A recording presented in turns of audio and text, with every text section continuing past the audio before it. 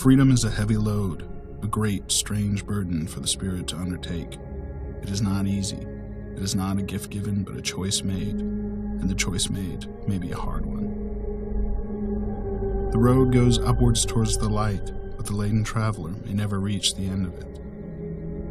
Man approaches the unattainable truth through a succession of errors. Affliction comes to us, not to make us sad but sober, not to make us sorry but wise. You will be required to do wrong no matter where you go. It is the basic condition of life to be required to violate your own identity. At some point, every creature which lives must do so. It is the ultimate shadow, the defeat of creation. This is the curse at work, the curse that feeds on all life, everywhere in the universe. The gravest error a thinking person can make is to believe that one particular version of history is absolute fact. History is recorded by a series of observers, none of whom are impartial. It is change, continuing change, inevitable change that is the dominant factor in society today. No sensible decision can be made any longer without taking into account not only the world as it is, but the world as it will be.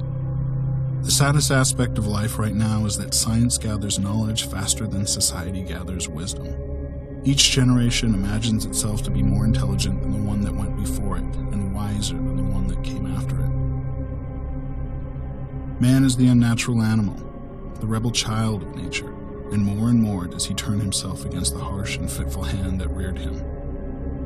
It doesn't matter what you do, so as long as you change something from the way it was before you touched it into something that's like you after you take your hands away. The very concept of truth is fading out of this world, and lies will pass into history. Solitude, isolation are painful things and beyond human endurance. For small creatures such as we, the vastness is bearable only through love.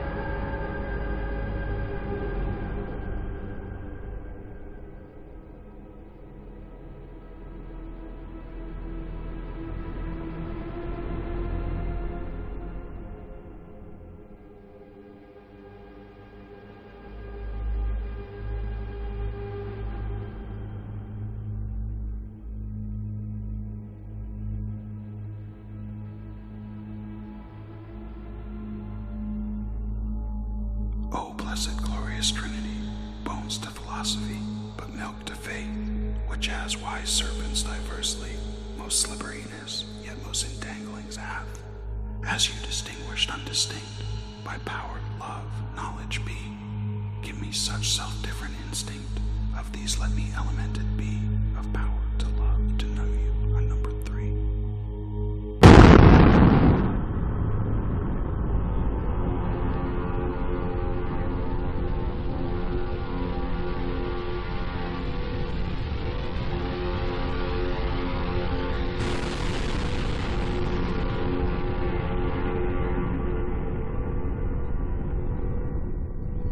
Few people laughed.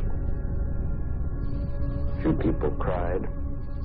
Most people were silent. I remembered the line from the Hindu scripture, the Bhagavad Gita. Vishnu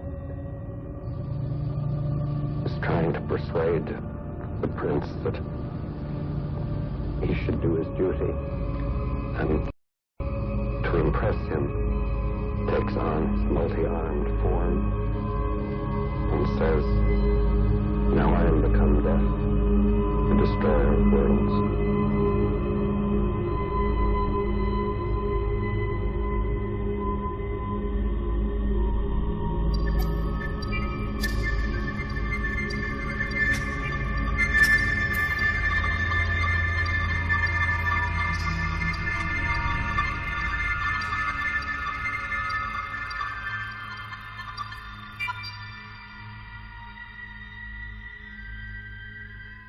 When the Trinity nuclear test was done and Robert Oppenheimer said, "We have done this before," he was speaking from an informed perspective.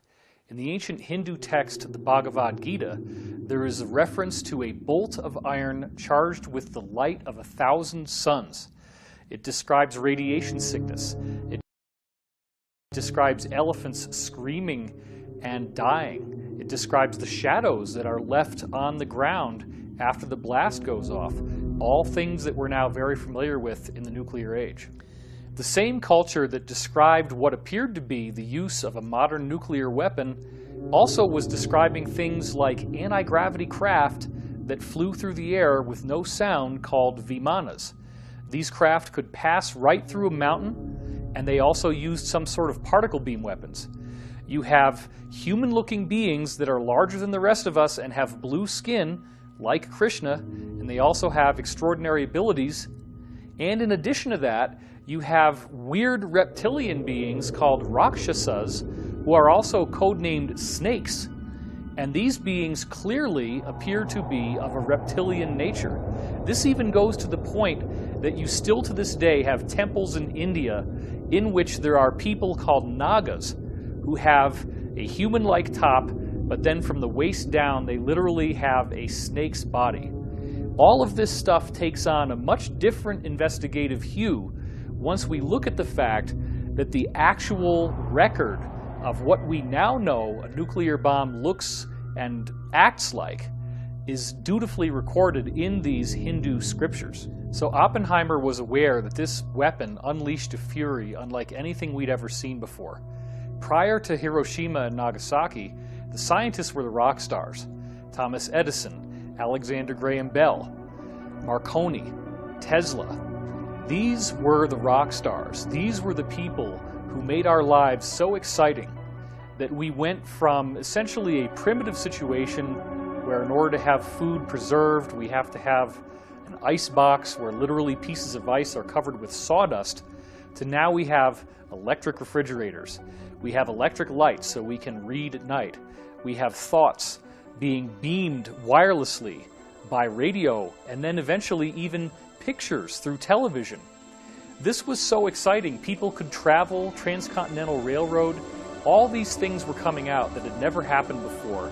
The private automobile without the need for horses. And then all of a sudden, the nuclear explosion shows that technology hit a screaming brick wall. We could not trust any longer that our toys would be the instruments of our enlightenment. They could actually be the instruments of our destruction. Loading these nuclear weapons ended up basically acting as beacons to a number of ET races in our general area. The primary energy pulse that occurs in one of these explosions sends an energy that feeds back through the fabric of space-time.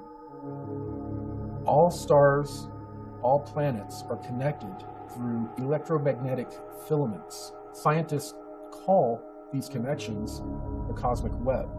It looks like a giant spider web all throughout the cosmos. When a nuclear explosion occurs, it sends a feedback through this cosmic web. This is a problem because these extraterrestrials not only communicate through this cosmic web, but they actually travel through it from star to star. Therefore, when we detonated these devices, we sent out a signal saying not only are we at a certain level of advancement, but we're not at a certain level of advancement spiritually. Oppenheimer's key quotes revealed that he did not know what the effect of the detonation of the nuclear bomb would be. When they conducted the Trinity test, they were unaware as to whether or not this explosion would create a chain reaction that could actually destroy the whole Earth. And yet they proceeded forward because they believed that this weapon was the only way they could end World War II, and thus the ends justified the means. With how potent and how powerful these technologies can be, we can never expect to be able to handle them if we operate them from a low consciousness. When you raise your individual consciousness, when you actually make the effort to become more aware of an individual, that has a mirrored effect to society. It's a law of correspondence, as above, so below. So when you become more conscious of an individual, that makes society itself raise in consciousness. And when each one of us, every single one of us, begins making ourselves more aware, society itself is going to become more aware. Multiple insiders with credible military and corporate backgrounds have said that extraterrestrial spacecraft have appeared over nuclear missile installations and have completely powered them down. First, I'd like to briefly describe the incident that I experienced in March 1967. At that time, I was a first lieutenant, U.S. Air Force, stationed at Malmstrom Air Force Base, Montana.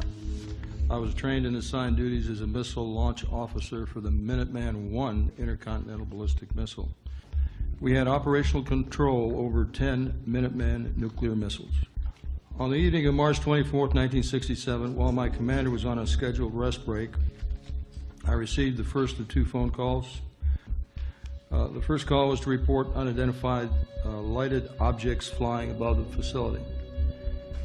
Well, they were hovering above the nuclear silos, and what was happening was they didn't attack the nuclear silos. All they did was shut down. Captain Robert Salas had like 8 nuclear-tipped ICBMs, and they all got shut down in rapid succession. And these systems have triple redundancy backup systems. So, and the guards up topside were with their weapons drawn with a glowing red saucer above the silo. And then the UFO then went 60 miles to the other base and shut down their nuclear missiles as well. This has happened more than once. This happened in Brentwaters in the UK as well. What most people haven't heard came to me from two insiders, Bob Dean and Pete Peterson, where both of them independently told me that in the year 1990, all of the nuclear warheads in the US and in the USSR completely melted down, became radioactively inert, and even the missiles themselves would just sputter around and wouldn't even fly a straight trajectory anymore. Right during this same time that all of these nuclear missiles were literally melted down inside the warhead, we also have this amazing formation appear on a dry lake bed in Oregon. The Idaho National Guard has a huge mystery on its hands, and that is our top story today. During routine photo reconnaissance missions over Oregon, RF-4 jets spotted and took photographs of a huge carving in the desert over 1,000 feet across. It has everybody talking. I mean, this is just something that, well, it chills you. How would somebody do this? It's incredibly time-consuming. A lot of expertise involved, had to take a long period of time, and maybe a lot of money. From point to point is exactly 11.5 degrees. Exactly. Exactly. And the outer ones, they're exactly 23 degrees apart. Exactly. No variation. No variation. And there's something else puzzling here, something that you do not see. You do not see tire tracks, the kind of tracks that might be made by a tractor or a plow. No tire tracks, and no footprints.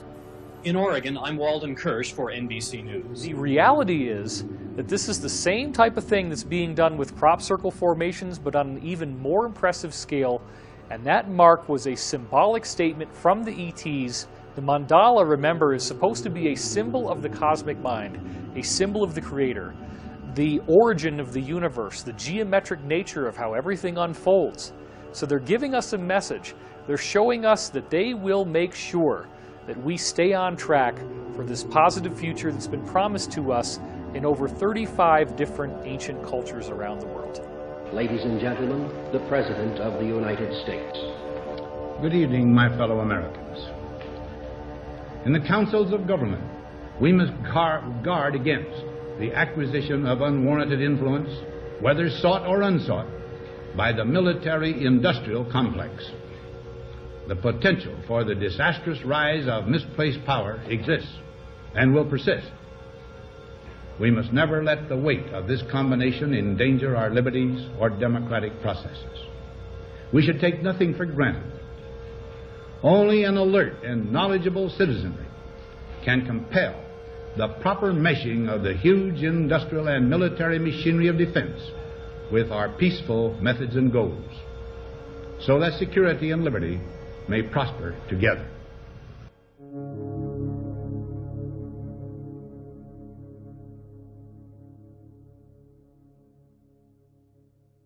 So when I really think about the speech from Dwight David Eisenhower, his farewell speech about the military-industrial complex, it brings up a lot of stuff for me. I was recruited to go off planet in 2006, and it seems to be related to the alternative 3 scenario that relates to creating colonies off planet. And the Mars colony was the planet that was being discussed during that time. And so when we hear about a warning like that, but we don't hear about the actual alternatives or agendas or ET government treaties and some of the things that were taking place, what was he really trying to say? There's so many layers to the military-industrial complex that we're starting to discover now. And I've been definitely researching and digging real deep in order to understand really what he meant. And as many have uncovered and been a whistleblower for, and just my own experience in that Mars recruitment, we discover a secret space program, this multi-level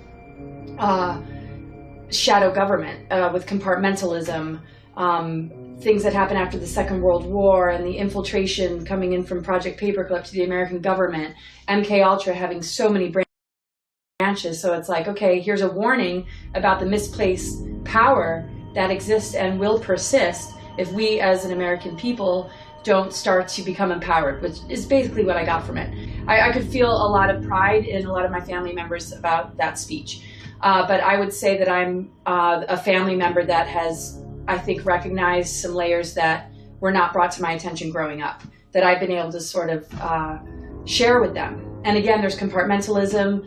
The NSA signed something in 1947 that made it legal, like a law, that you couldn't disclose this sort of stuff without massive ramifications. And here we are in this particular window, without oaths being signed by many of us, with more freedom of speech and more of an ability to bring light to all of this. And that's why the speech is really relevant, because it rings true to today. Those warnings are something that we're beginning to finally uncover.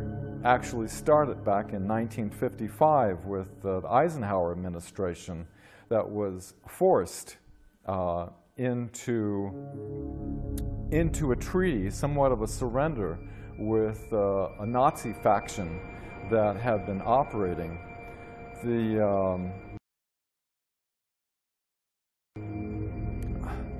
One of the witnesses that was Brigadier General Stephen Lufkin, who was on Eisenhower's staff, who was aware that he lost control to the corporations and that it would not be in the best of hands. And so once this treaty was signed, Nelson Rockefeller restructured the whole CIA MJ-12 operations. So now our legal government is no longer in the loop. They also replaced the complete MJ-12 group that was originally set up by President Truman with Allen Dulles as MJ-1, or head of the MJ-12 operations of all people, who was highly instrumental in the Nazi infiltration.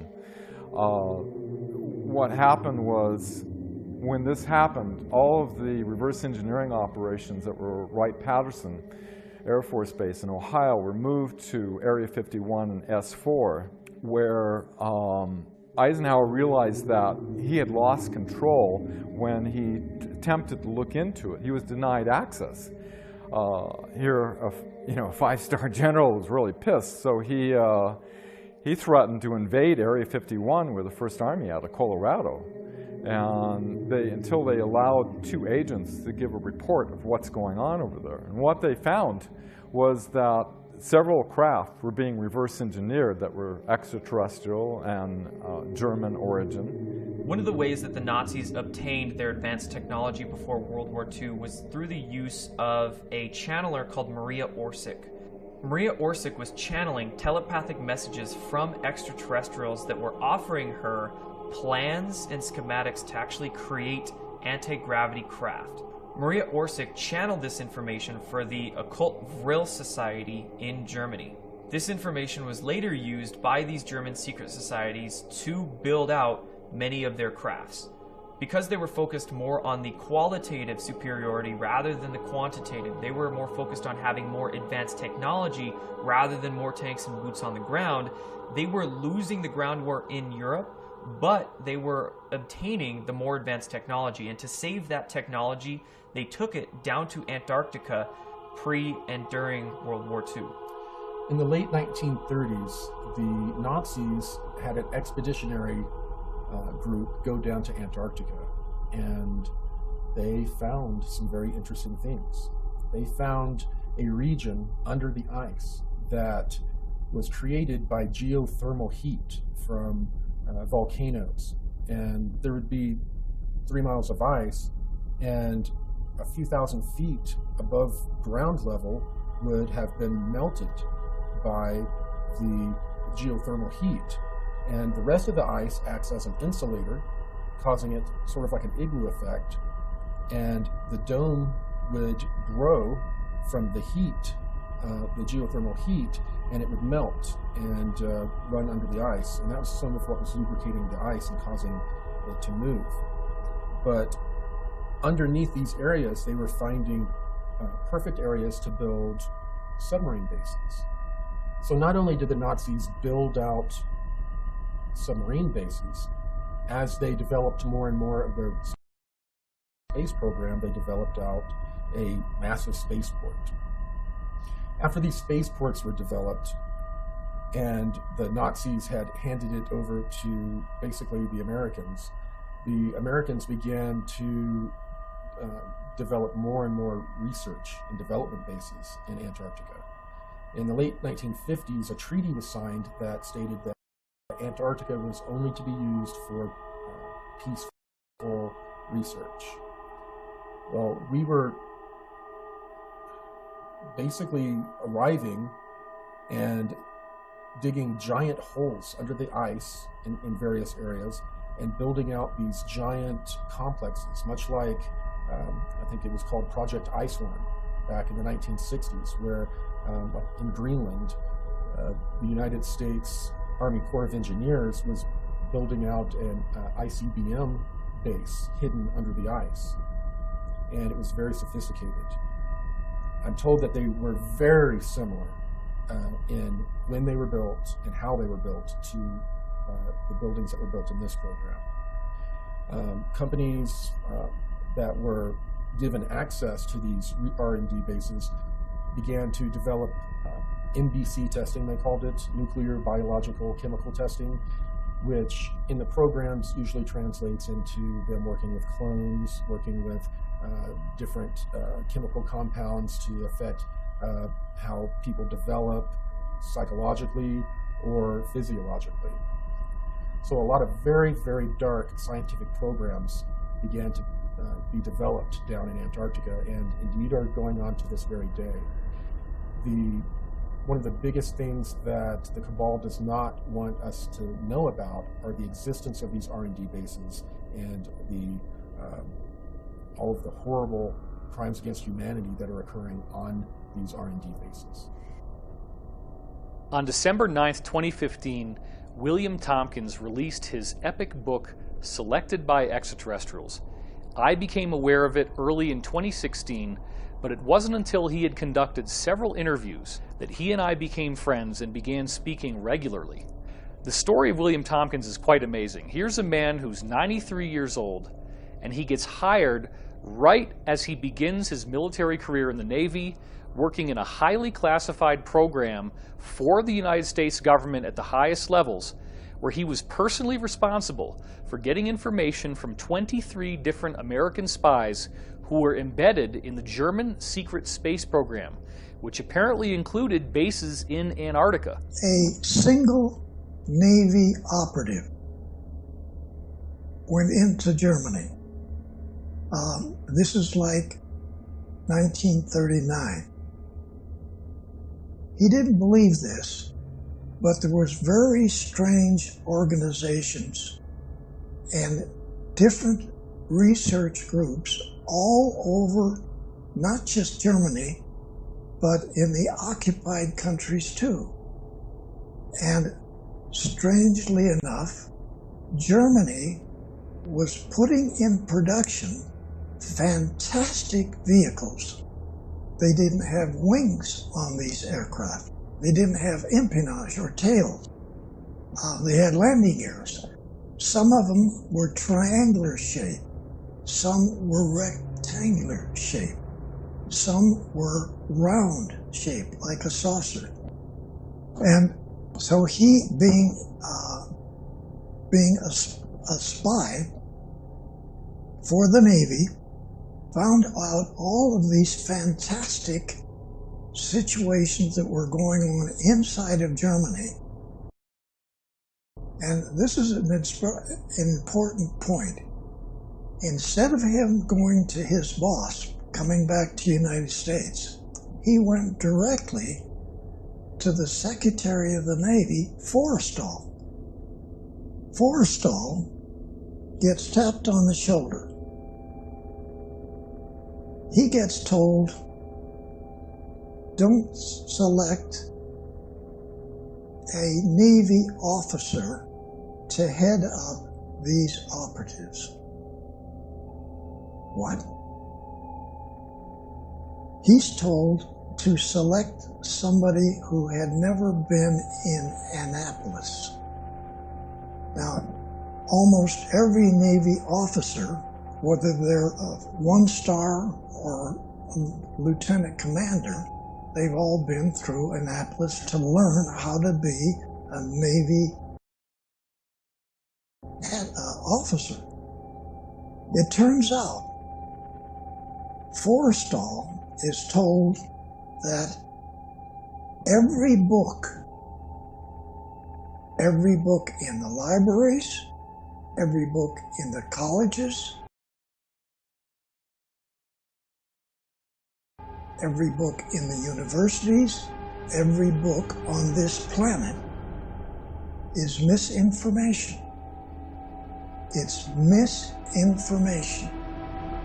So, which is initiated by the Draco reptilians as far back as 6,000 years ago. The reptilians really came into control and started to be able to manipulate what was going on the face of the planet about 6,000 to 7,000 years ago. It is true that they have different masking technologies to be able to be in a room and look like a human, but usually they're in underground bases in various places on the globe, as well as in a huge area in Antarctica. The southeast region has a large number of underground caverns that are kept extremely warm, too warm for humans, by geothermal heat. It's a perfect place for all of these colonies that the reptilians have. They're basically cities, huge cities with millions of them. So, the Secretary of the Navy selects Rick Obata. He's not even an American. He comes over here with his family. He goes to school here. He goes to the second year in high school. He leaves school. He joins the Navy as a third-class seaman, works his way up in the Navy. Now he's a commander, okay?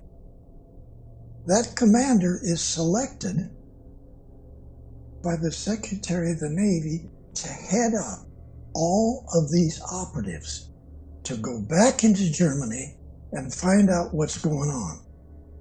Because that individual had never had misinformation given to him about every technical field on the planet.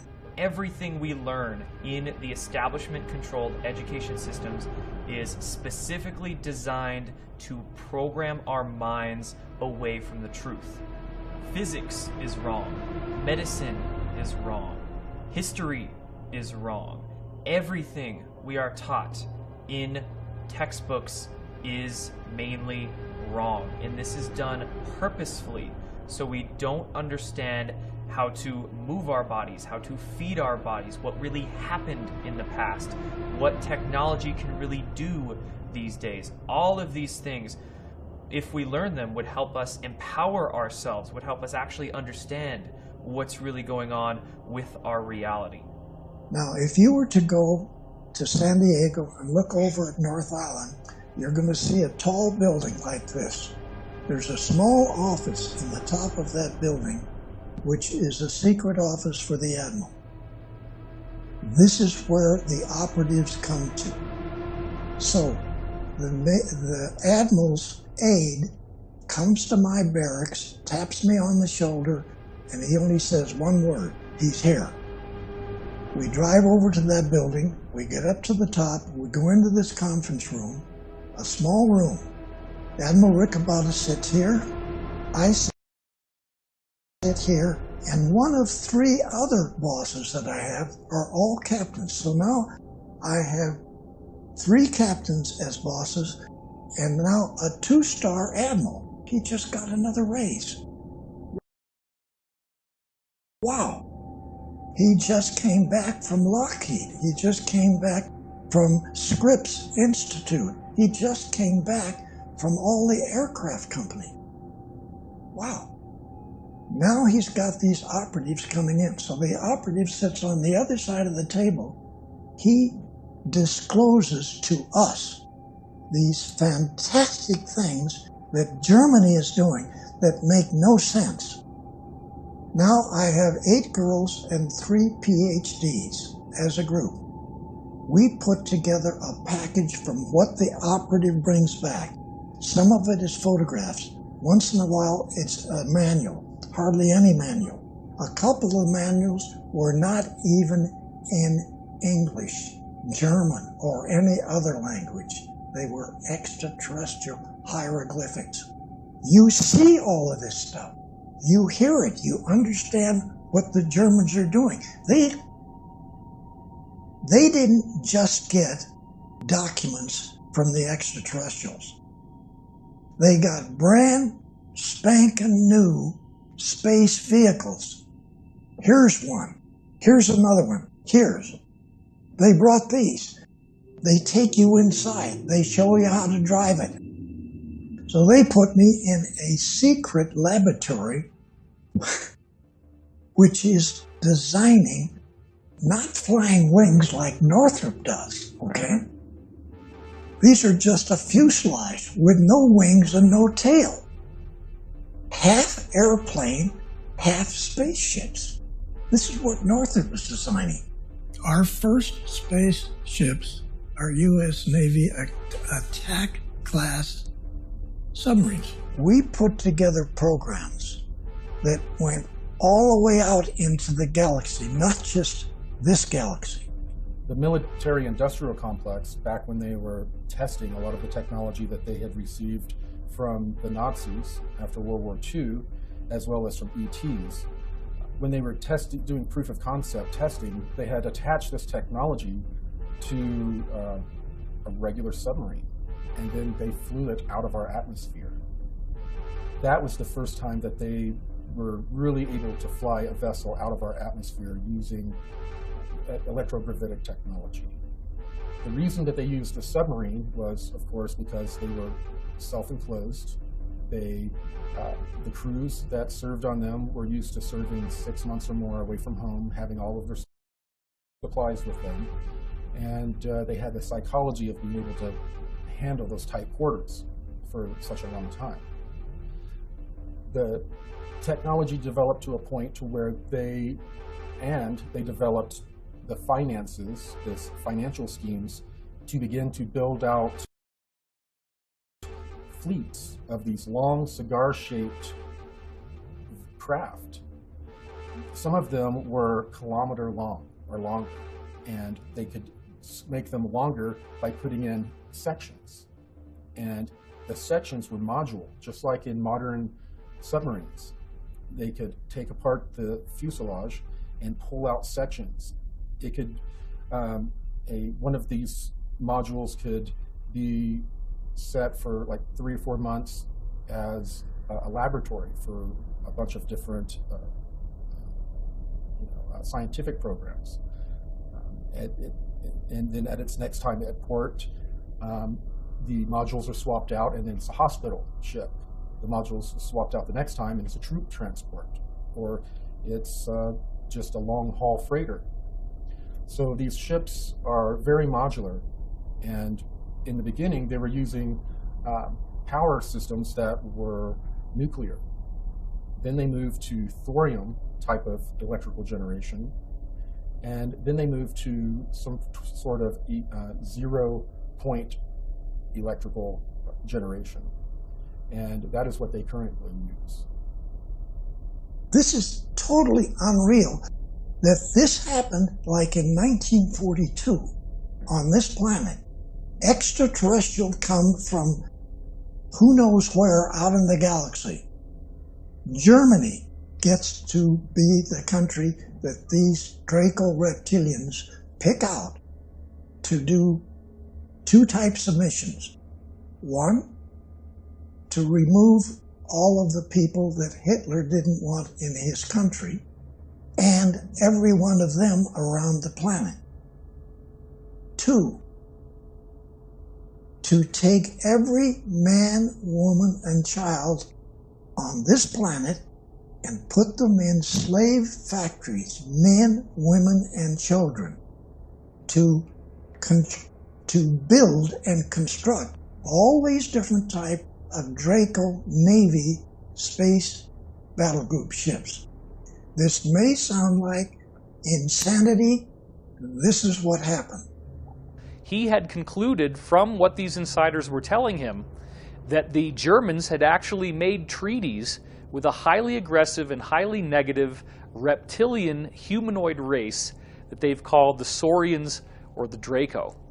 This treaty involved the Nazis actually being given workable technology that is built with our own conventional systems.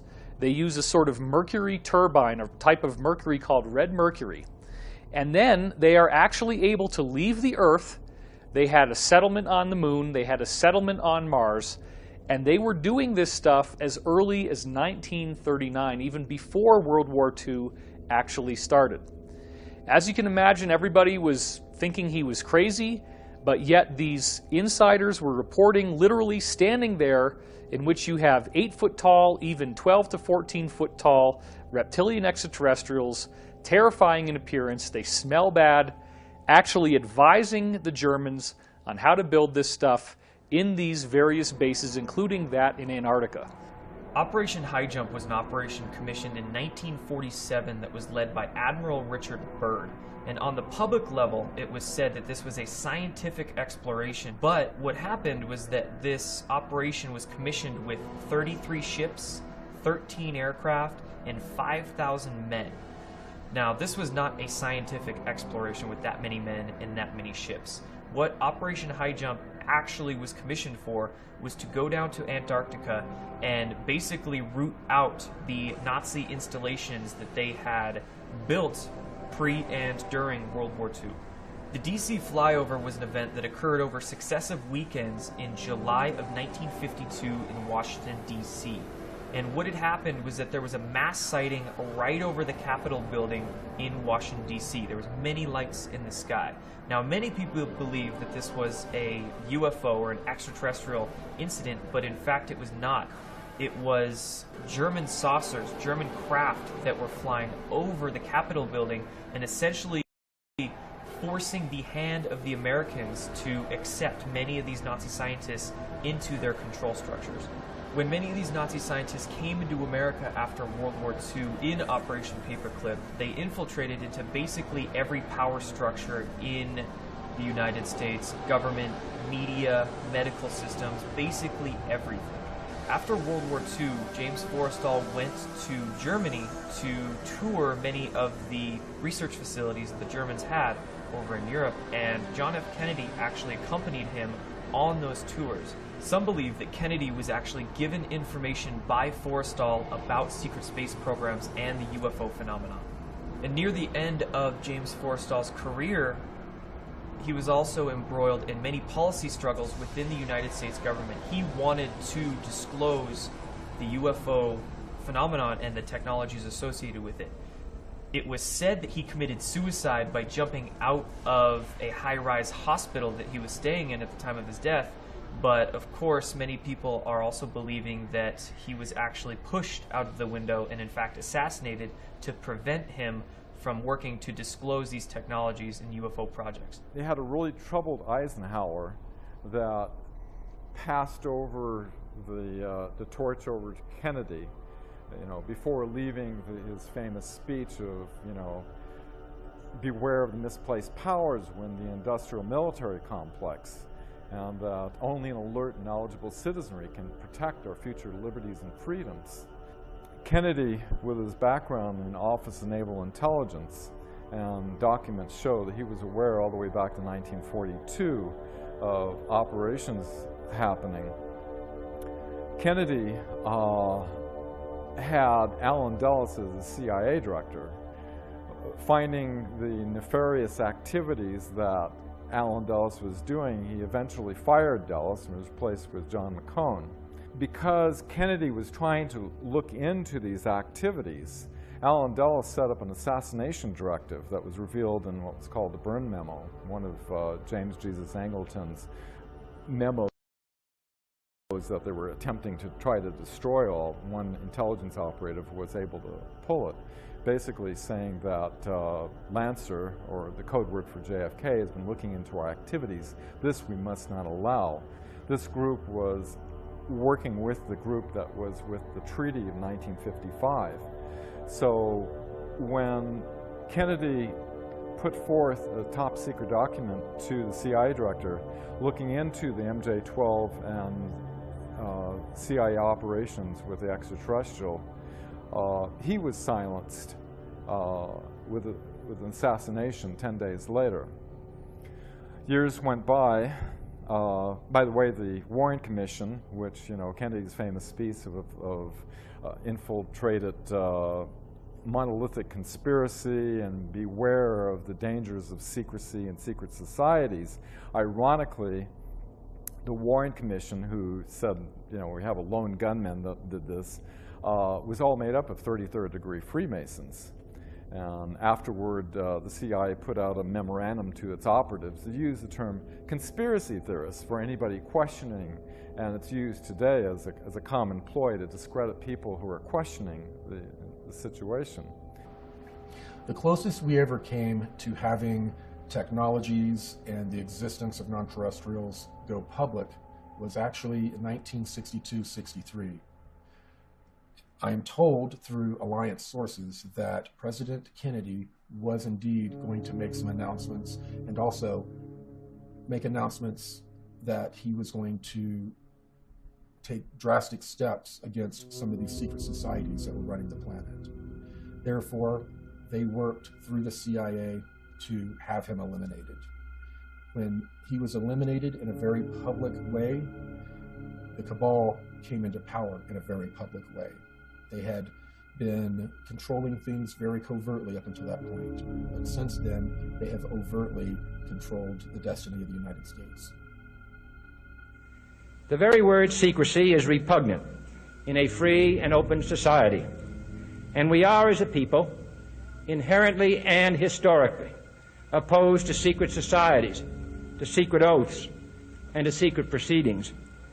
We decided long ago that the dangers of excessive and unwarranted concealment of pertinent facts far outweighed the dangers which are cited to justify it. Even today, there is little value in opposing the threat of a closed society by imitating its arbitrary restrictions. And there is very grave danger that an announced need for increased security will be seized upon by those anxious to expand its meaning to the very limits of official censorship and concealment. That I do not intend to permit to the extent that it's in my control.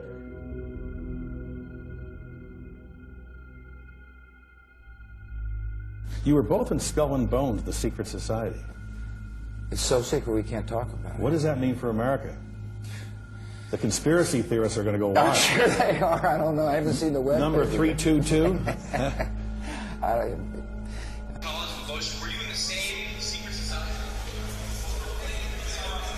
outside. Let me answer his question. Excuse me, what are you asking? Whoa, whoa, whoa, whoa. Is anybody watching this? Yale University is 300 years old this year, and were you to visit its campus, you would see that it still has exotic clubhouses, which look like tombs where Yale's legendary secret societies meet. The videotape provides a grainy glimpse into what appear to be the initiation rituals of a secret society that's been around since 1832, whose members have gone on to be leaders of Wall Street and the White House, the Senate and the Supreme Court. What they captured, they say, was initiates, known as neophytes, being forced to kiss a skull, then members performing a mock killing. Still, Rosenbaum says the tape is a valuable artifact, an extremely rare view into the secret society that groomed the American ruling class for generations. Dan Harris, ABC News, New York. We see the remains of humans with elongated skulls all over the world. When you look at Egypt, there are countless depictions of the pharaohs having these weirdly elongated skulls.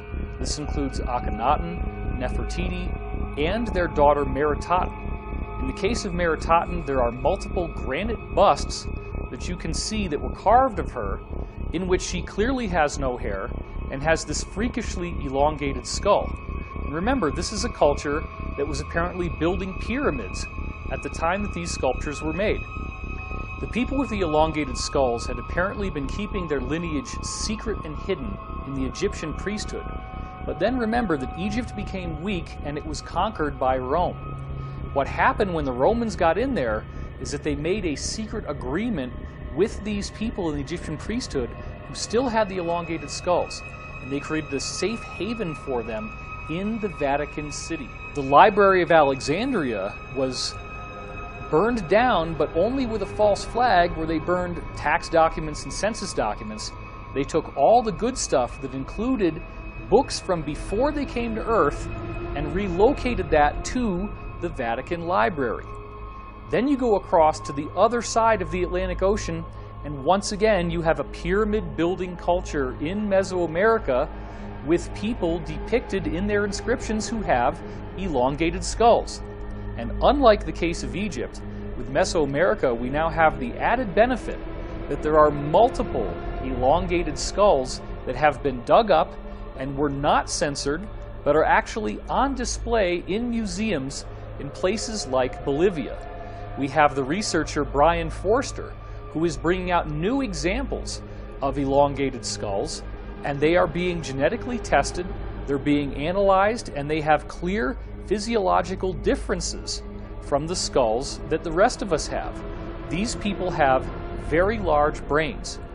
Discover magazine in the year 2009 came out with an article called "What Happened to the Hominids Who Were Smarter Than Us?" And it describes how in the early 20th century elongated skulls were found in Boskop, South Africa, thus earning them the name the Boskop skulls. And they were given ceremonial burials. Apparently these people were revered in their society. But the article claims that the brain volume is almost twice what ours would be, and thus the average person in their society would have an IQ of 150, and some of them could have an IQ that goes up to 300. These weird elongated skulls were also found in a dig in Siberia in a town called Omsk, and the men who dug them up were so afraid that many of them actually started crying and left their jobs and refused to come back. We furthermore see in the case of the Mongolian conquerors that there were reports of them having weird elongated skulls. And most recently, even in Europe, we have found tombs of the nobility, the wealthy people who preserve their bloodlines, such as in France. And they also have this bizarre elongated skull feature. It wasn't until insiders started talking to me that I thought about the fact that in the Vatican, you see people wearing these mitre hats, and those hats would very nicely conceal an elongated skull. These people with elongated skulls would look like us in their faces, and the hat would conceal the only thing that would make them appear to be different. My research also turned up data on an Italian noble family from the 14th century known as the d'Este clan. And the d'Este clan had very close ties to the Vatican. What's so bizarre is when you look at a painting of Prince Leonello d'Este and someone who is either his sister or his wife, the scholars don't really know, they usually call her Princess d'Este. They both have freakishly elongated skulls in this painting. The story gets even more interesting when you trace the descendants of the d'Este clan, the lineage that they left behind. For what you find is that King George I, who began ruling in 1714, was a direct bloodline descendant of these people who obviously had the elongated skulls in the 1400s. And then you find out that a variety of earlier British consorts, meaning nobility, also were direct descendants of the d'Este clan. Then it gets even more outrageous when you discover that the royal families of Norway, Sweden, Spain, and Denmark are all descendants of the same elongated skull d'Este clan. And let's not forget that only recently we found royal tombs in France and other countries in Europe in which the nobility again had these elongated skulls. And if you think this only has to do with divine right of kings and European nobility, you would be wrong.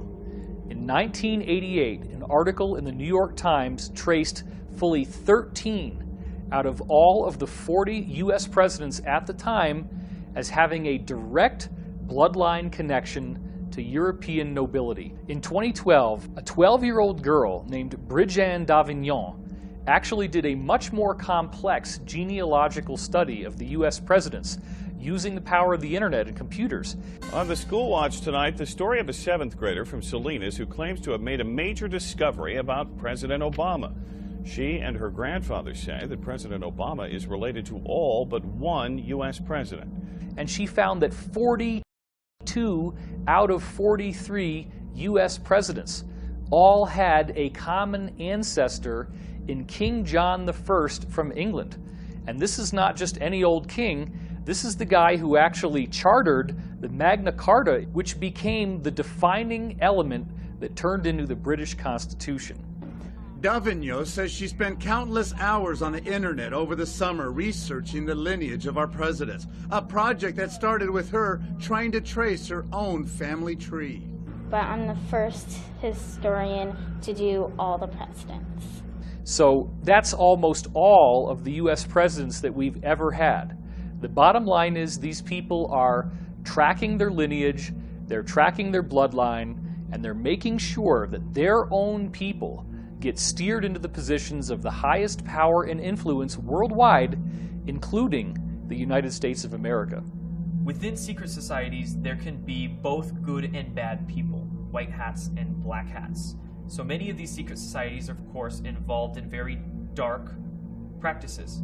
But there are also secret societies out there that are harboring knowledge and information and technology to keep it out of the hands of the deep state or the black hats or the people that would do detriment with these technologies. Some of the, I guess, very well-known elites, names I won't mention, but are on the front lobes of most watching this video, are highly involved not only in some of the slave trade aspects, but are also involved in dealing with non-terrestrials and dealing with organized crime down here on Earth and how it's related to these programs. I will tell you, Director Deutsch, as a former Los Angeles police narcotics detective, that the agency has dealt drugs throughout this country for a long time. Director Deutsch, I will refer you to 3 specific agency operations known as Amadeus, Pegasus, and Watchtower. I have Watchtower documents heavily redacted by the agency. I was personally exposed to CIA operations and recruited by CIA personnel who attempted to recruit me in the late 70s to become involved in protecting agency drug operations in this country. For the record, my name is Mike Ruppert, R-U-P-P-E-R-T. I did bring this information out 18 years ago, and I got shot at and forced out of LAPD because of it. I've been on the record for 18 years nonstop, and I'll be happy to give you, Congressman, anything that I have. A lot of these elite are running a lot of financial scams, drug programs to raise money for these secret programs that they have going on. And they take full advantage of this access. They probably don't age anymore. You know, a 1%er, you don't know who they are. You don't even know what they look like. You don't even know their name. They could go down and be at a 7-Eleven, you wouldn't even know it. So they could not age and you wouldn't know it. Never get sick. Offspring would be born. They'd be super smart, super strong. Just quality of life improved in every direction. And I'm sure the 1%ers are enjoying that, while the rest of us are dying with diseases and malformities and stuff. They're walking around, you know, body beautiful. So that's just the medical area. Then think about the other things: transportation, the vehicles they travel around, home, security, all that stuff. Just, you know, it'd be like somebody in modern suburbia looking at a man in a cave. We're the men in the cave. What very often occurs is that an elite will get to a very old, ripe age, or they will die, or they will die in some sort of an accident, publicly. Privately, they are taken, and depending on their level, they are either age regressed or they have their consciousness basically downloaded into a clone that is an exact duplicate of them. They then disappear from the public eye forever and go into these programs or go into retirement. This is something that pops up a lot in the programs, and everyone that is served deeply knows that the elite have access, and many of them never really die. What the deep state or the cabal or the New World Order is a small group of very powerful but very psychopathic individuals that have acquired a lot of money, a lot of technology, and a lot of information over the course of centuries. Definitely your politicians, the older ones, the one that are chair people that command the power, 1%ers, chairman of the boards, those people, that's ones we never know their names, don't know their faces, and they control all the power. The more you get involved in these societies, the deeper and deeper you go, the more compromised you become. You start to learn more and more of the secret teachings. You have to work really hard for the knowledge. It can take years of time. You keep accessing higher and higher levels of rank, and they keep dropping these little seeds in as you go on. Seeds that start to blossom in your mind and make you think differently. Ultimately, if you go far enough down this road, you will be invited to participate in things like pedophilia and human sacrifice. And if you don't do it, it's the offer you can't refuse. They may actually even kill you. Once you partake in these activities, whether you like them or not, they now have leverage they can use against you. If you ever dare to speak out against this group, they have photographs, they have films, they have the footage that can absolutely ruin your life. Deze mensen, de meeste daarvan, hadden een Luciferiaans geloof. En dan kan iedereen zeggen, ja, geloof bestaat niet en God bestaat niet, alles bestaat niet. Nou, voor die mensen was het de waarheid en de werkelijkheid. Hun diende dus iets onstoffelijks. Hun diende wat zij noemden Lucifer. En ik kwam dus ook in die kringen. Alleen ik lachte erom, want het waren voor mij gewoon klanten. Dus ik kwam in wat ze noemden Satanskerken. Ik wou zeggen, we hebben het nu over het satanisme. Ja, Oké. Ik kwam dus in Satanskerken, maar ik kwam zeg maar op route even langs, even buurten. En daar was dan op dat moment een heilige mis, hun heilige soorten mis. En dat was met blote vrouwen en wat drank en dit en dat. En ik vond het alleen maar leuk. Ik hechtte weinig of geen geloof aan hun geloof. Of ik was er eigenlijk niet eens van overtuigd dat het überhaupt allemaal wat bestond. Het was meer een schouwspel voor jou. Ja, ik zag gewoon de donkerte en de slechtheid en de diepte daarvan zit in de mens zelf. Ja. Ik koppelde het nog niet zo. Maar ook die kringen verkeerde ik dus in, omdat dat, ja, als gast zeg maar. Omdat ik vond het allemaal wel leuk. Al die blote vrouwen en al die dingetjes die daar speelden. Het was het vrije leven.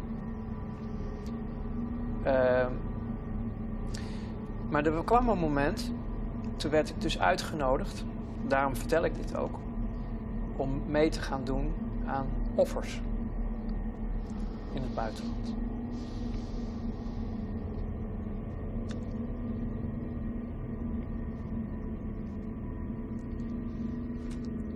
Dat was het breekpunt. Kinderen. Oké. Dat werd je gevraagd. Ja, ik kon het niet.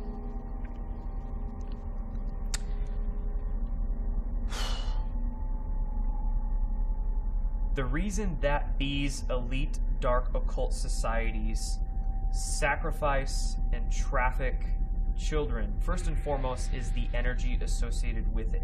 So when a human is in the state of fear and trauma, they release a energy, and this energy can be picked up by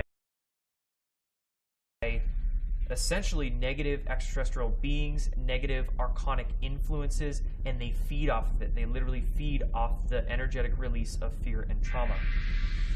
When these dark groups use children, because a child is not mentally programmed yet as an adult is, they are much more innocent, they're much more connected into their higher selves or into their divine, if you will.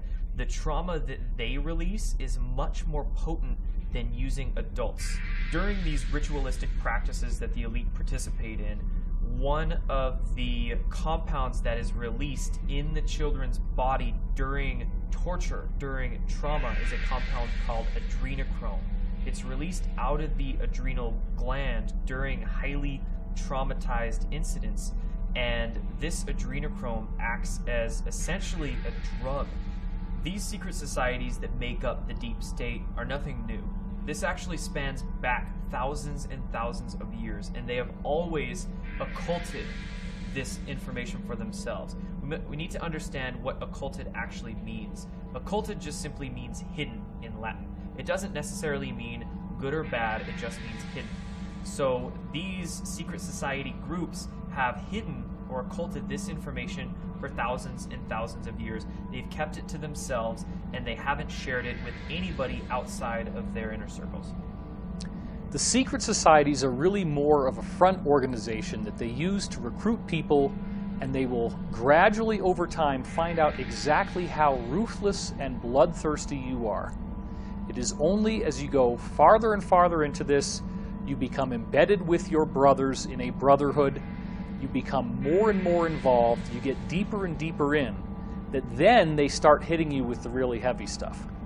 Until we face as a society that these things are actually happening and that there is a centralized control group that is responsible for this, we will be doomed for these people to continue to exert their control over us. If we don't learn how to respect each other, then we're never going to make any progress. We need to learn from the Me Too movement and understand that there is corruption, there is rape, there is pedophilia, there is child trafficking, there is human sacrifice, there is cannibalism, and all of these things are happening because there is a hidden elite that actually uses these behaviors as part of their religious sacrament.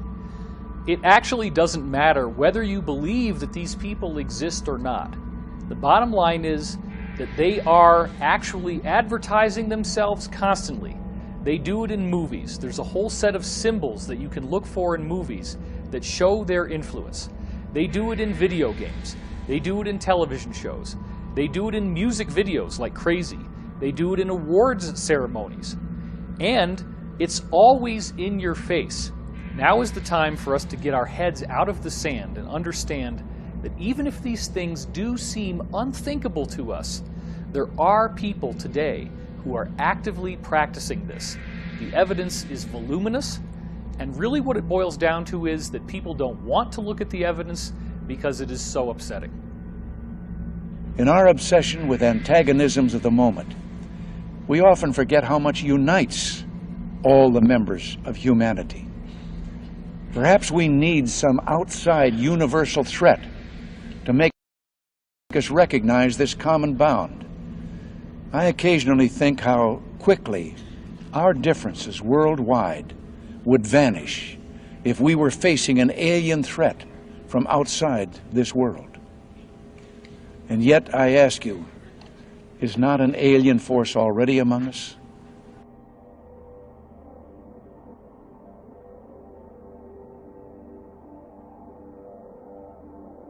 Solar Warden went active 1980, 1981. It was funded in large part by SDI through President Reagan, though that money was funneled off in many different programs.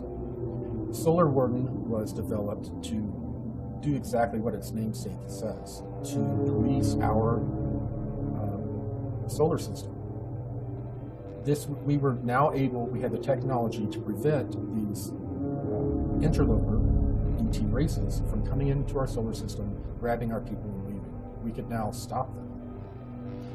So Solar Warden was developed and began to do its job of policing the solar system. At the same time, we had the Interplanetary Corporate Conglomerate, which is made up of all of these military-industrial complex corporations. We have all of these other programs that are developing technology at the same time and are developing much, much more advanced technologies. So advanced, in fact, that there are ET races that come here to trade for our technology. Corey Good is the one insider I found whose testimony ties all of these different threads together. I've heard Corey have knowledge of something that each of the different other insiders I've spoken to had said to me in the past. Nobody else had ever done that before, and that was fascinating because I had not put this information online. The information was proprietary. It was things that I'd heard over the course of conversations that could have gone on for many, many dozens of hours over time, spreading across about 20 years worth of my own past history. I think they chose children for these MyLab programs in several different ways. They had to profile them. They definitely used standardized testing and a few other ways to identify whether they had a skill or a talent that they needed. Then they would check out their family life. They preferred children from broken homes or from homes that were not harmonious, because the children are used to getting smacked around, they're used to stressful environments, and the parents were not always as attentive as other parents. Therefore, the children were able to handle a lot more stress, and the parents may not notice, certain behavior in the kids. Well, I guess you would say a typical day, if there is a typical day in the life of a MyLab, would be your parents dropping you off at school just like any other day, and except that day, you're pulled aside and told you're going to go on a field trip. You're in a special education class or an accelerated learning class, you're special, you're being taken off campus to go, look at dinosaurs. Well, you are taken, put in a van. Usually a person is driving that is military looking, sometimes in uniform. They would then drive us for a little over an hour to Carswell Air Force Base. We parked inside this hangar that was a motor pool, and we walked to the back, and there was an elevator. And the elevator went down quite a ways. And when we came out, we were underground in a Cold War era type bunker. That would then lead us to another set of elevators that would take us down, where we would get on underground trams that would, there were trains that would take us over 500 miles per hour anywhere in the world. When we were sent to one of these locations through one of these shuttles, we would then go through, sometimes because of travel time, we would only get 45 minutes of training in, sometimes 2-3 hours of training in. Then we would go back, be debriefed, and they would give us a chemical through a shot, and they would sit us in a chair in front of a movie screen and basically hypnotize us and give us a screen memory of going to a museum and looking at dinosaurs. They would then put us in the same van, drive us back to school, let us out, and as our parents picked us up, we would tell them all about looking at dinosaurs. MKUltra was a program done by the CIA in the 1950s and 60s, and within MKUltra, they experimented with trauma-based mind control through the use of electroshock therapy, through the use of mind-altering drugs, through the use of even hypnotic regression, and many other techniques to figure out how to control and program human beings. There was programming at bases. They use military bases because they won't have any interference when they have someone on a military base. And a lot of my programming took place on military bases. I would like to talk about the fact that there are rituals done at the military bases also, and that rituals are not a cover. The people that do the mind control are involved, and rituals are very much a part of how they do things. For example, naval intelligence members or people that are in naval intelligence are usually very involved with Ordo Templi Orientis. And that doesn't mean that everyone in naval intelligence is involved in that.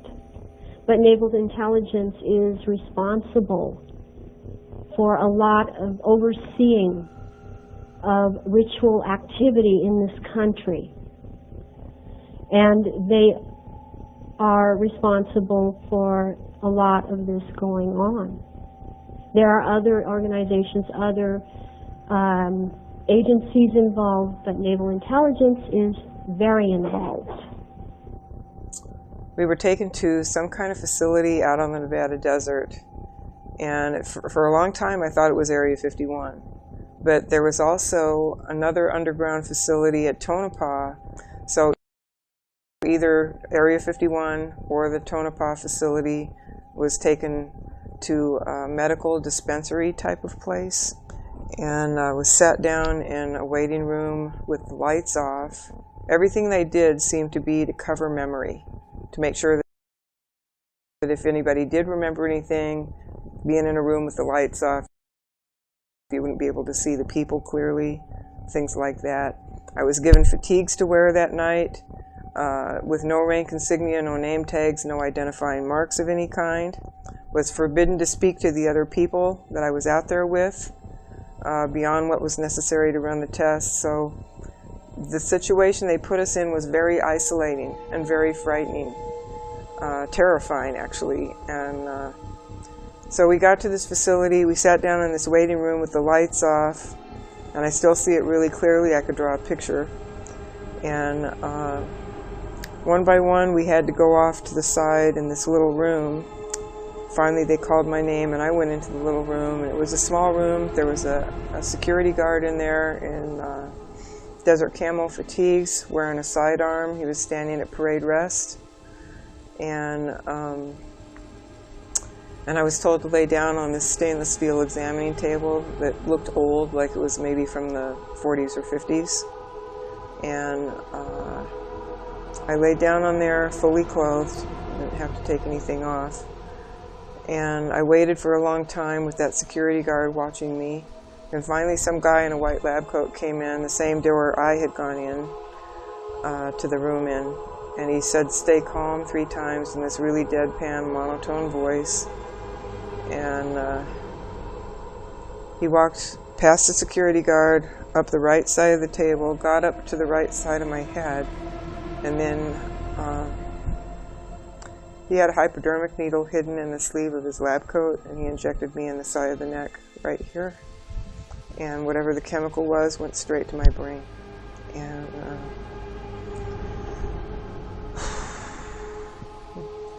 so I'm kind of in shock from whatever this injection's doing to me, because it went straight to the brain, and I was like, you know, in shock. Suddenly there's 2 guys on either side of that table pulling me up by the arms, and dragging me off the table and down through this doorway where there was a long flight of stairs going down. And for some reason, I remember it as one long flight going down, not switchbacks like a lot of store cases are. It was just straight down. They half carried me, half dragged me down those stairs. And at the bottom of the stairs, there was like this little room that had a one-way mirror in it. And I went through the effects of that injection in that room. And I felt like, I've described it so many ways down through the years.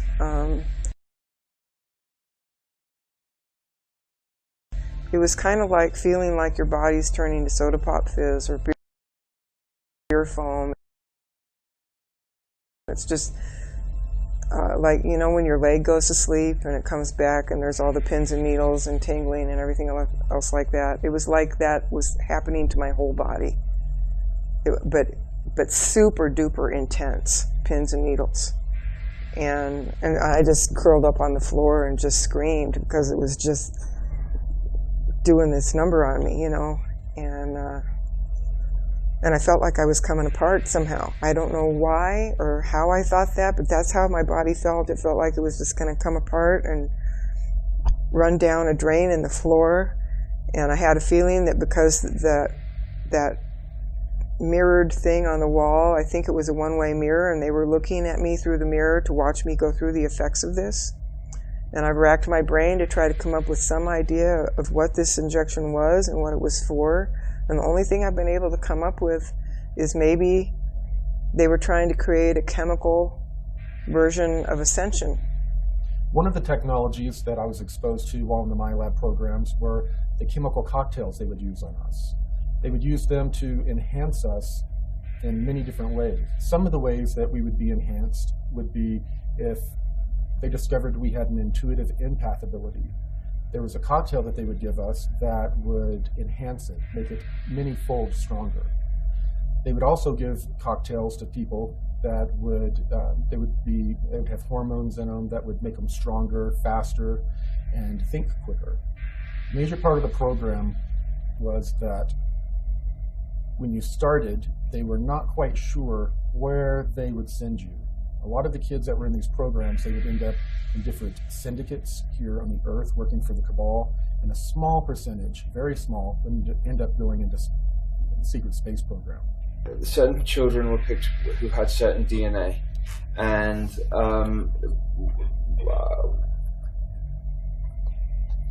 I was connected with that. And what they did was, when we were like 5 and 6 years old, they took us there, and they trained us, and we did. We learned and we trained and we did all sorts of operations when we were there. Now, when I was 5 years old, my parents moved to Los Angeles at the time, out of the blue, and I was living on Sepulveda Boulevard, and the Mars jump rooms for children were on at 999 Sepulveda Boulevard. I now know. So and I didn't know. So I had these memories before I knew that this particular information about these Mars jump rooms on Sepulveda Boulevard. It was a lot of training. So say from 5 years old to 25 years old was spent there, and I know some of the people now who are back here. But what they did then at the end of the Mars, at the end of that thing, is they used age regression technology, brought us back to 5 years old, and then placed us exactly back to where we were.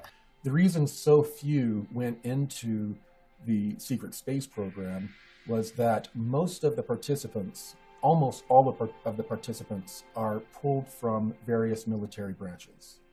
They bring people in to the military, send them through training, testing, find out where their skills lean, and if they have the fortitude for this type of mission, and then they're invited in or drafted in, and they'll serve a 20-year term. And this is referred to as a 20 back. And after that 20 years, they are actually age regressed and regressed back in time using a technology that was handed to us by non-terrestrials. And then they were buttoned up in time and placed back in their life. And then they finish out the rest of their military term and then return to civilian life, having no memory of serving in the secret space program. The whole point of regressing people back in time after serving in the 20 and back and wiping their memory has to do with a deal that was made with an extraterrestrial group that gave us that technology. There's a Nordic group that are engaged in a time and space battle with a reptilian group.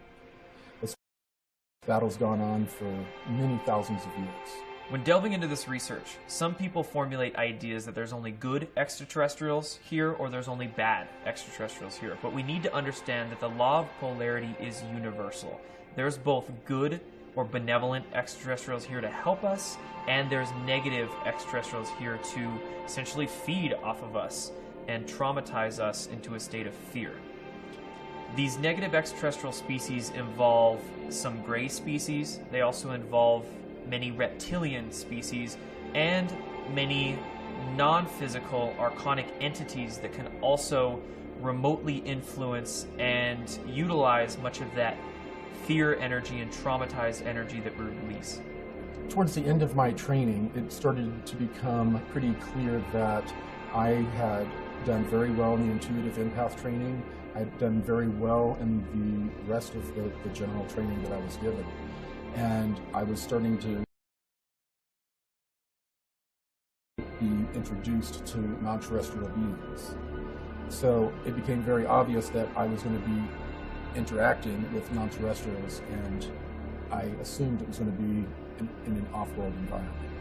Little did I know that I was going to be drafted in this program when I was 16 years old.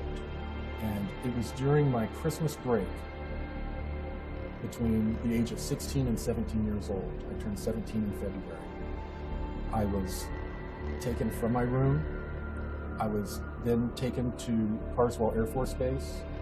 I was then transported to the moon, where I sat and signed a bunch of papers that were non-disclosures, were just a big stack of papers signing my life away when I wasn't even 17 years old yet. The Lunar Operations Command is a moon base, and it was built out originally by the Germans in the late 1930s, early 1940s. While they were building this complex, they had utilized an ancient alien building that was not too terribly far away. They had found a bunch of these buildings on the moon, and they had found one of the buildings that they were able to patch up with some of the concrete they made from the local regolith. They then were able to pressurize it and use it as a base of operations while they built out the Lunar Operation Command. After a number of years, and after Operation Paperclip, it served its purpose and integrated the Nazis into the military-industrial complex, the LOC was handed over to the Americans. When approaching the moon from Earth in an electrogravitic craft, you will find the moon will be at a distance, and then it will grow very quickly in front of you. And then the next thing you know, you are above the surface. You will then fly in the electrogravitic craft at breakneck speeds, except you don't feel inertia. You find yourself hugging maybe 90 feet, 300 feet above the lunar surface, going at incredible speeds until you reach a crater. And then you find yourself orbiting a crater. The person piloting the craft radios in, requesting permission to land. You don't see anywhere to land. All of a sudden, a little haze kind of occurs, and then there's a base. It's the Lunar Operation Command. And as you fly down and over, there is a control tower where they control the air traffic. As you fly around this base to make your final approach, you see a secondary crater. And as you fly down into that crater, it's fairly deep, and you end up popping out into a lava tube section where you immediately see a giant building built into the middle of that lava tube that blocks it. And it's built kind of like the shape of a bell. And it looks like the outside of a battleship almost, the way it's built. You then fly in and land in the bay, and you're now at the Lunar Operation Command. Well, some of the testimony that's come to me over the last year in particular has been nothing short of startling in terms of the degree to which the space program, the secret space program, has expanded. I've talked to people who have said that there is and has been an ongoing extrasolar planetary colonization program that's been going on for decades and decades. I mean, to the point where one of the people who had actually gone, and this was the claim that he made, that he was on a warp-capable spacecraft that went from here to the edge of the Andromeda Galaxy in 20 minutes, and that when they got there, they located at least 8 Earth-like planets in some of the star systems along the edge of the galaxy, and 8 of those planets had human life on them. They were Earth-sized planets with sun-like stars similar to our sun, at approximately the same distances. They wound up using some kind of radio telemetry sensors to determine which ones were broadcasting in conventional radio and television signals. They found 2 planets like that, 2 of which were speaking English. And the minute I heard this, I thought, well, this is complete baloney, or this system, this whole program has been going on for a lot longer than anybody would have dreamed. But he described seeing cities and roads and cars and people and conventional clothing speaking English. And there's only one way that that's possible, I mean, other than parallel universe type of scenario, and that is that the program's been going on for much, much longer. Right after about the 6-year mark in my 20 and back experience, I found out some very disturbing details that no one on the ship knew about. And, well, almost no one. I was approached by a petty officer Wheeler, someone who I honestly had a crush on, and she used that to her advantage. She needed me and an engineer to help her get into a room, a restricted room, and look into some pods. She wanted to know what was in those pods. She had a bad feeling. Well, we helped her get in, and I was standing watch. She and the engineer opened up one of the pods, and they were cryogenic chambers, and they were full of people that had basically looked like they'd been filleted and cleaned and sent to the market. While I saw this a little bit from a distance, gas was escaping from this pod, and it overcame the petty officer and the engineer, and they collapsed. And as I was turning to run through the door I was watching through, I collapsed. After I came to in the sick bay, they had explained that the 2 others had died in the accident, and that I was being held for debriefing. I was then debriefed, told not to repeat the information to anyone else. If I wasn't a valuable intuitive empath, my fate would have been much different. So they sent me back to my regular duties and told me that from time to time I was going to be pulled over to work on a different deck on a different project. And this project was basically a galactic slave trade. It turned out that for many decades, while we were developing the technology to try to fight some of the negative ETs, there were extraterrestrials that were coming into our solar system were coming to our planet, would swoop down and kidnap people and leave, and then take them and trade them off into some sort of galactic slave trade that's going on. After a while, the benevolent powers that be decided, you know what, this is a commodity. If we start calling our own people and trading them off to these extraterrestrials, we can get trinkets, we can get technology, we can get biologicals, and that's what happened.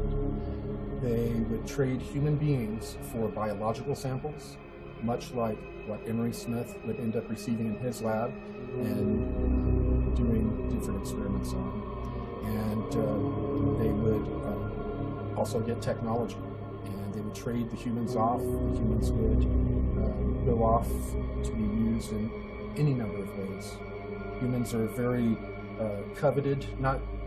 People aren't only leaving to be food for reptilians. That's a small percentage. Most of them are being used for their skills. Humans are very well known for our engineering, our creativity, our ability to bring things from our mind and create them and engineer them. And strangely enough, we're coveted and used in that fashion. So the Cabal group has been basically utilizing human beings as a resource. So as little groups of people from all of these different programs started to join and work very quietly and secretly to not only find out the full truth of what was going on, but find a way to combat it. The SSP Alliance is a very small fraction of the overall secret space program or secret space programs, under 1%. So the only technology that they have is what they brought with them when they defected. It is a ragtag group that is doing their best to bring full disclosure to humanity. They don't want a slow, protracted disclosure. They want all of these technologies given to all of humanity at once, not to any one group, any one country, to everyone at once. And that is what the Secret Space Program Alliance has been working for. The collective story that these insiders have shared with me is much bigger than where the UFO community had been going up until then, and thus it has utterly revolutionized the whole basic discussion of what everyone is now talking about. Whether they agree with it or not, everyone has had to deal with the concept of the secret space program.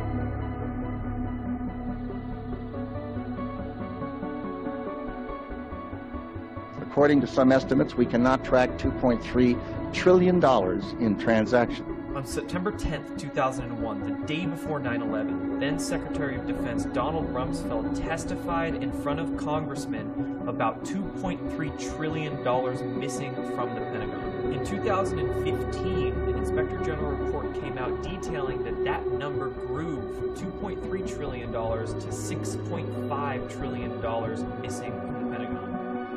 This money is going into unacknowledged projects both above our heads and below ground, into deep underground military bases and secret space programs with technology far beyond what many of us can even realize.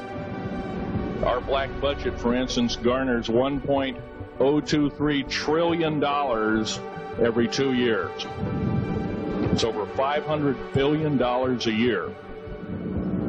Right now, there are 131 active deep underground military bases in the United States.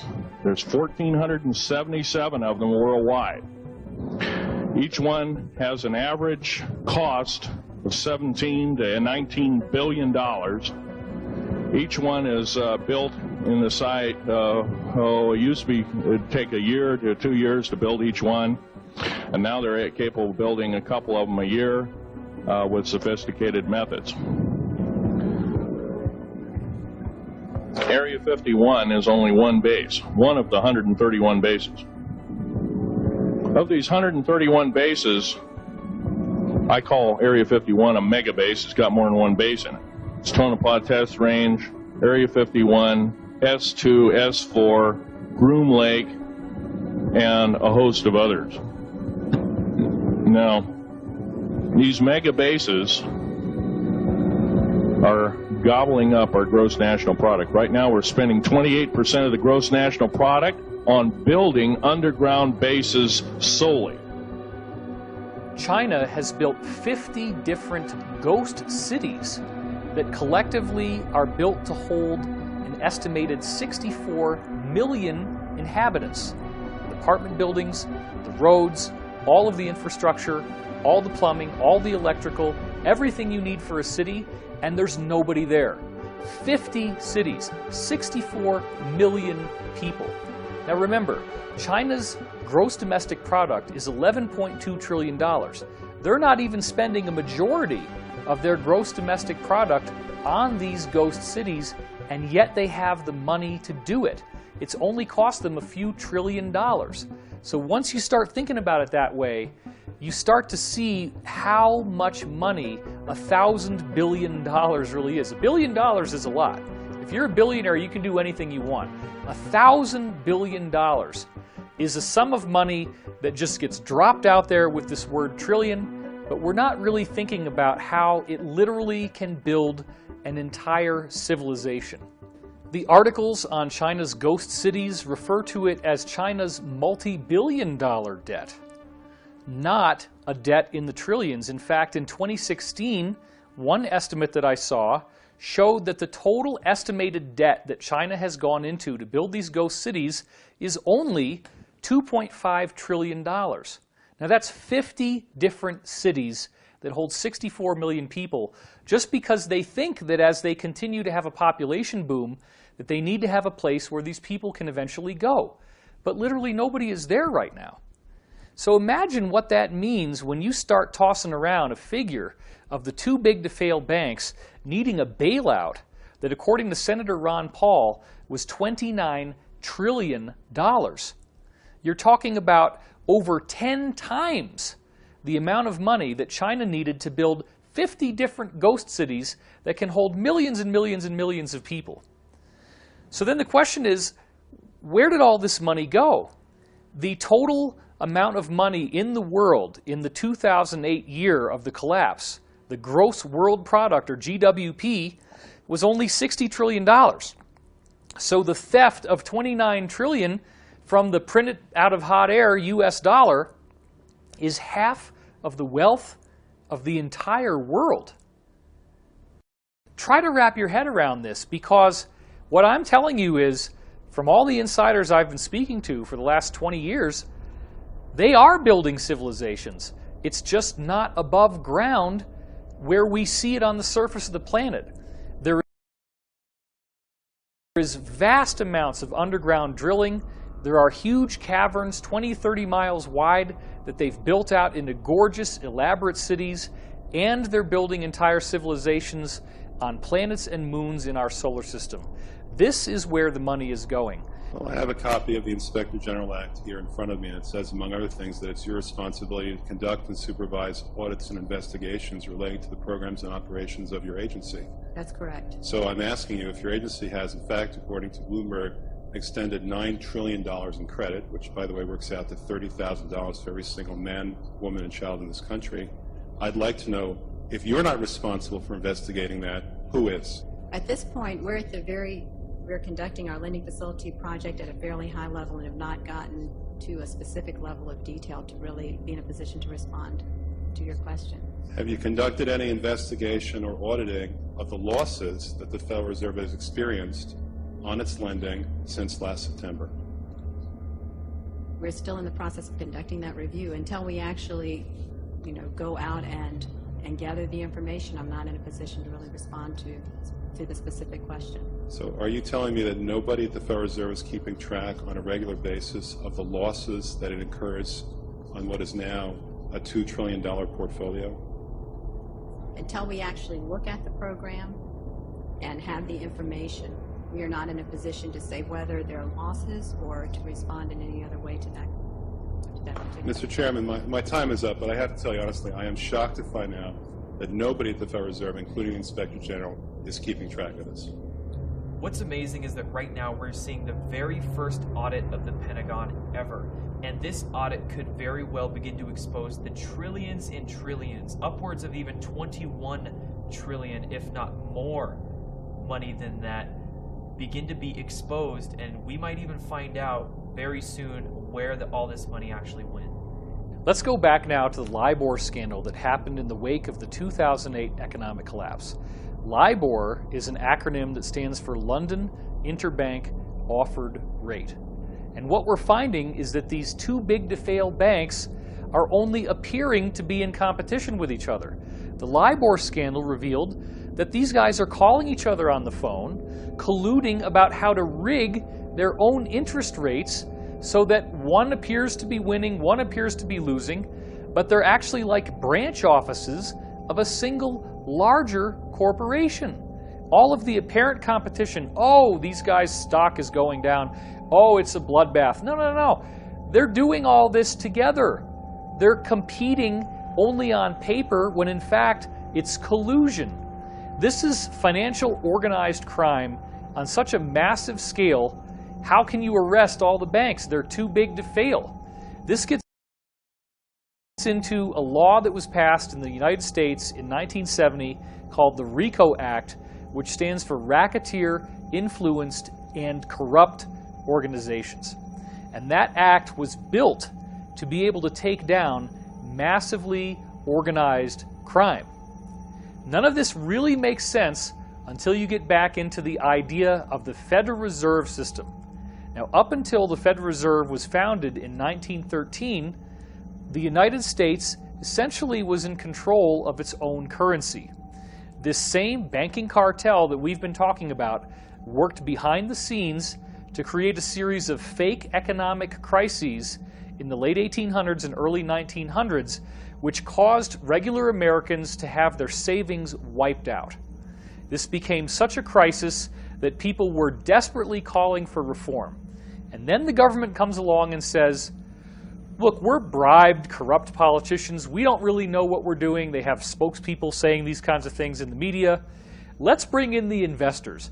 Let's bring in the British bankers, the people who really know how to make money. They've been doing it for a long time. They're not just going to hold an office for a few years and go disappear. They are the guys who really understand how to run a financial system. So what did we do?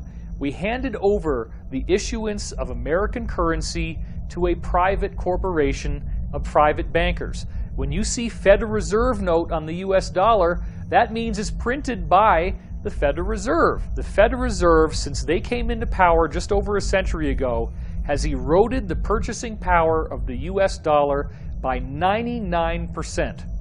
So what was really going on there? Do you think that these investors built up the equity of the United States, made us more profitable? It's exactly the opposite. We have been living in a prolonged economic depression. They just don't call it that because the metrics that we use to measure the economy are coming from a rigged system, just like we saw with LIBOR.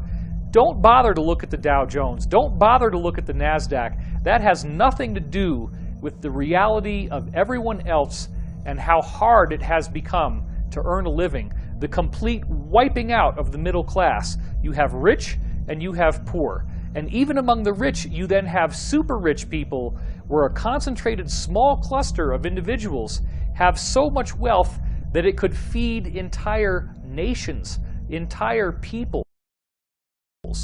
So this is something that is an economic inequality that must be addressed. And the only way that we're ever really going to learn this is by a collective, massive understanding. I say the elite powers in control, which is really the same as these central banking dynasties that are basically sitting over the nations. They are a form of global government, except that they are not government at all. They're just dominants. They are dominants. They are the ones that issue the orders to all the nations. As we saw clearly in 1947, after Roswell, we saw these elite powers in control issue these orders to all the nations that anything real that comes up in regards to alien visitors or UFOs must immediately be covered up at all costs, no matter what. And that was first. That was how that wall, the embargo of truth, that Berlin Wall, went up originally. in 1947, and that's an example of them in action over the nations. And that's the reason why disclosure and the images that conjures up in our minds is not a real thing, really, because the nations, whether you're talking about the United States or any place else, they don't have the actual agenda of aliens to reveal. They're not on the inside of that. They really aren't. Nations just follow orders. That's all they do. And that's what they're doing now, and that's what they always do. And when you see them all doing something strange or something that seems out of the ordinary, it's because they're following the orders of the elite powers in control. We stand at the birth of a new millennium, ready to unlock the mysteries of space, to free the Earth from the miseries of disease, and to harness the energies, industries, and technologies of tomorrow. A new national pride will stir our souls, lift our sights, and heal our divisions. It's time to remember that old wisdom our soldiers will never forget, that whether we are black or brown or white, we all bleed the same red blood of patriots.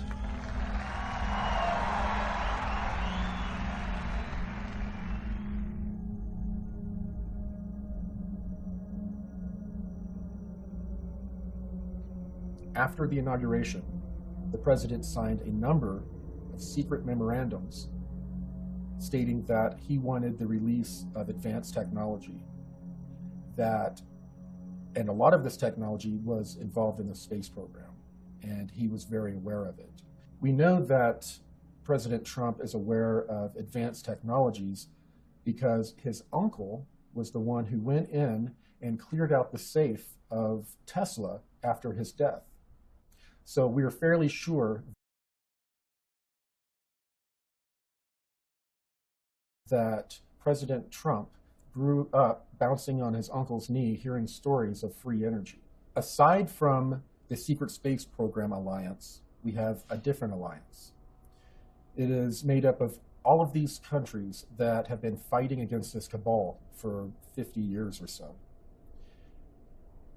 It is also made up of various military groups that have broken away from the cabal, such as elements of the United States military intelligence groups have broken away and have been participating with a lot of other breakaway groups in trying to overthrow the cabal who took over the United States back in the 1960s, around 1963. This alliance, Earth Alliance, began to get more and more organized. And they got organized to a point to where some of them approached some generals and told them that they wanted to do an open coup in the United States. These generals decided they would make one last-ditch attempt to get rid of the cabal legally. And that's when they approached Trump, allegedly, to run for president and allow them to legally get the country back, basically. The alliance is an international group. It is a confederacy. There are lots of different factions, some of which agree, some of which do not agree, about the only thing that they all have in common is they want to see this satanic, pedophile, elitist cabal come down in flames. They do not want these people trying to kill off most of the planet, trying to control all of this immensely high technology. The alliance also consists of a surprising majority now of personnel in the U.S. military and in the U.S. intelligence community. So we're going to have to deal with the fact sooner or later, and probably sooner, that not everybody in the government is bad. This is part of the psyop that was put out through movies and through media to get us to completely distrust all levels of society, all of the institutions, so that no one will ever be able to oppose these people. You're not going to do this by a bunch of keyboard warriors on the internet.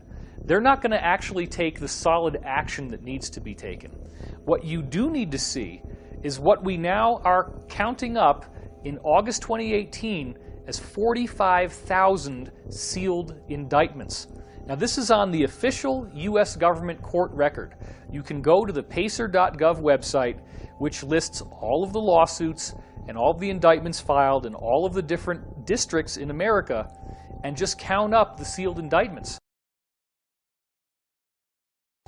The official count, the undisputed count, is 45,000, and the normal number for any given year is approximately 1,000. Now, this is a very, very big story that people are really not seeing exactly how awesome this is. Let's talk about what do you have to do to get a sealed indictment. Okay, a sealed indictment is the result of a secret grand jury proceeding. Now, what is a secret grand jury? A secret grand jury requires a panel of 12 to 23 U.S. citizens who are then given information and testimony from a prosecutor. The prosecutor is prosecuting a particular individual who is not invited to the proceedings, has no idea this is going on. And in legal terms, that's called ex parte. So he or she is testified against by the prosecutor, and then the jury has to decide if there is sufficient cause to prosecute this person with a crime, in which case they file a sealed indictment. The indictment stays off the record. You don't get to know the person's name until they unseal it, at which point the person is immediately arrested. And then they get to have the regular trial by jury with a judge. But you have to understand that the prosecutor is either a federal U.S. attorney, a county district attorney, or a state attorney general. These are big, big league players. This is not some attorney that you hire in Podunk, okay? These are major players creating major indictments. And the reason why they do it this way is that they're prosecuting organized crime. Typically, that's what it is. They're prosecuting a larger ring where they can't indict one person at a time. They have to get all their ducks in a row. They have to line it all up so that when they unseal the indictments, everybody gets arrested at once, and there's no ability for them to tip each other off that something happened so that the rats can flee off of the sinking ship. They all get nailed at once. The phenomenon known as Q, or QAnon, came onto the scene at the very end of October 2017, and what essentially occurred is that a group that called themselves Q began posting on anonymous online image boards called 4chan and 8chan, and what they were posting was a lot of questions, a lot of suggestions, a lot of very interesting and intriguing data sets that essentially laid out a real-time takedown of the deep state by alliance and white hat groups behind the scenes. As the QAnon briefings recently stated, these indictments are going to be like Watergate times 1,000. We've never seen anything like this in the history of the world. Some of the most recent QAnon briefings, which our insiders have told us is coming from the Alliance, have said that there are many, many figures in the controlled mainstream media who are in these indictments as well. So Harvey Weinstein is just the beginning. And isn't it interesting that when Harvey Weinstein was finally arrested, in his hand he had the biography of Elia Kazan, who was a guy in early Hollywood history who was brought in during the McCarthy investigations and sang like a songbird and ratted out many other people in Hollywood. And Weinstein has now said he is doing the same thing, and that everybody in Hollywood was doing the same stuff that he was doing. So he was upset about why he got singled out. So once these indictments become unsealed, this will be the fulfillment of the mass arrest scenario that I have been leaking on my website since 2009. The only two indictments that we've had unsealed so far involved the cult group NXIVM, the founder of NXIVM, Keith Raniere, and one of his understudies, the actress Allison Mack. These are the only two unsealed court records so far. And their unsealed indictments actually labeled child sex trafficking on them. And NXIVM has found to be a hotbed of cult activity, of ritual abuse, and of child sex abuse even. So if these are the only 2 records that have been unsealed so far, and they are taking down names of this caliber with charges of this caliber, we can only imagine what the rest of these unsealed indictments are going to show us. This is nothing new. It didn't start with the QAnon briefings, has nothing to do with who's president of the United States right now. This is a decades-long effort in the making, and they have tried and tried and tried in various ways to get this to work. They've had consistent failures, and now they're being much more systematic and much more methodical. It's all going to be done legally. All of the indictments are totally bona fide, and it's just that once this finally happens, it will be something we have never seen before in all of American history, a true second American Revolution. One of the things I learned as an FBI agent is not that I learned to believe in conspiracies more. What I learned to know is when I am caught up in a river of deception and everybody else around me is being taken on the same current and we're all being taken in one direction, and suddenly one guy has to stick his head up and say, this isn't right. This is all wrong. We're all just being fed garbage and we're not being told the truth. Well, how is it that technology in today's age, our technology has moved forward by leaps and bounds in so many areas, yet we're still driving, the entire world is still driving automobiles that function essentially on the same technology that they have for 100 years. 100 years, and we're still using fossil fuels to fill up our gas tanks. How is that possible? That has not moved forward hardly one iota. I mean, they blend the stuff sometimes, but I mean, essentially, technology has been stuck for 100 years. Well, that's because that's one of the economic factors from the globalists that is so dead set against distributing real energy, which is free energy, which we know was discovered during Tesla's time. So Nikola Tesla is known, of course, for delving into free energy or zero-point energy sciences, but funny enough, near the end of Nikola Tesla's life, he was actually delving into anti-gravity research. And unfortunately, Tesla didn't have enough time nor money towards the end of his life to be able to continue his research into anti-gravity, but he passed along his knowledge to a man named Otis Carr. And funny story about that, Nikola Tesla was staying in a hotel in New York near the end of his career, and during his stay at this hotel, he befriended one of the workers that was there, and that was Otis Carr.